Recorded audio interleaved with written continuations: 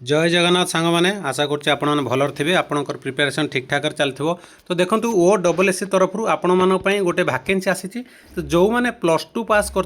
Apply करेंगे vacancy रही देखो आपर online registration and payment examination आपणकर केबे लास्ट डेट रोचे एप्लिकेशन मोडटा केमती कौन रही डिटेल्स आलोचना करवा तो वीडियो को शेष पर्यंत देखी नि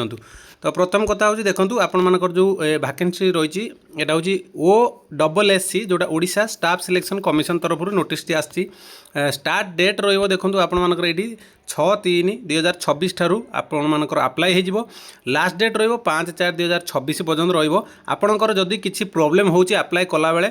देन आपण मैंने एडिटिंग ऑनलाइन आप केवेटर कर 6/3/2026 लास्ट डेट रो 11/4/2026 पर्यटन रनलाइन मोड रप्लाय करने www.osscgov.in आपण मैंने वेबसाइट को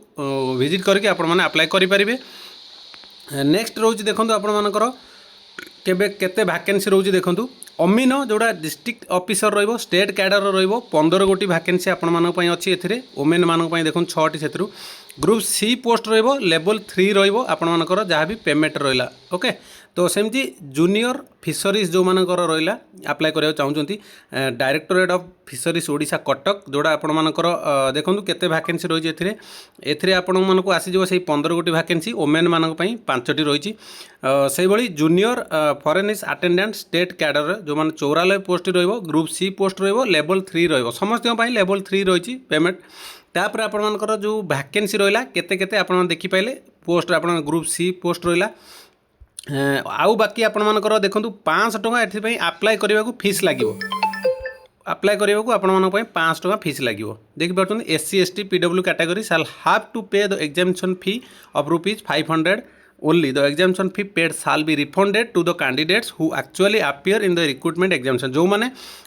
एग्जाम अटेंड करेंगे से रिटर्न आसीज ठीक अच्छे जब एग्जाम न दौरान देन आपण मैंने अप्लाई करूँ ना बेकार आपर 500 टଙ୍କା जीव जदि आप एग्जाम देवा चाहते चाकरी चाहते देन अप्लाई करूँ ठीक अच्छे तो बाकी देखो आप जानीगले केवेटर अप्लाई होकर आप्लिकेसन फी केते लेवल कौन रहा पेमेंट लेवल तो सही हिसाब से आपने प्रिपेरेसन करेंगे क्या दर केते पोस्ट अच्छी आप देखिपे पीडीएफ टी मुझे टेलीग्राम रे शेयर करदू से आप देखिपारे तापर आप रही देखूँ जो एक्स सर्विसमैन रहा स्पोर्ट्स पर्सन रही कौन केते वैकेंसी ये डिटेल आप देखिपारे तापर आपर ये देखो आप जो कैटेगरी अनुजाई आप मेडिकल ट्रीटमेंट जोड़ा आप कौन कौन देखिए तो ये डिटेल देती ओके तो आप डिटेल पढ़ी पारे पीडीएफ डाउनलोड करके क्वालिफिकेशन रही देखो ये गोटे मुझे आप जानीपारे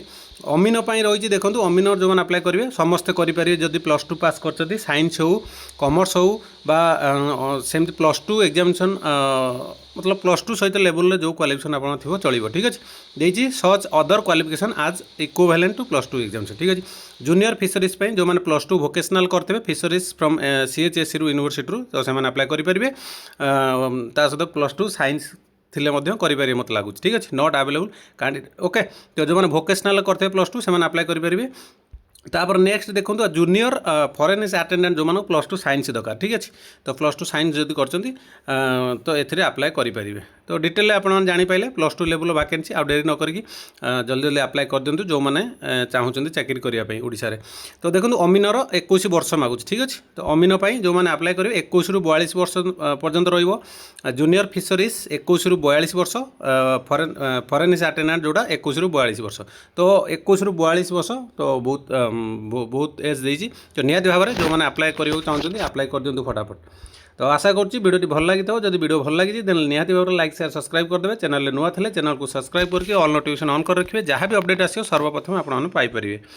ओके जो मैंने टेलीग्राम रे जॉइन है टेलीग्राम जॉइन होगी से पीडीएफ डाउनलोड करेंगे ओके तो रही नमस्कार जय जगन्नाथ।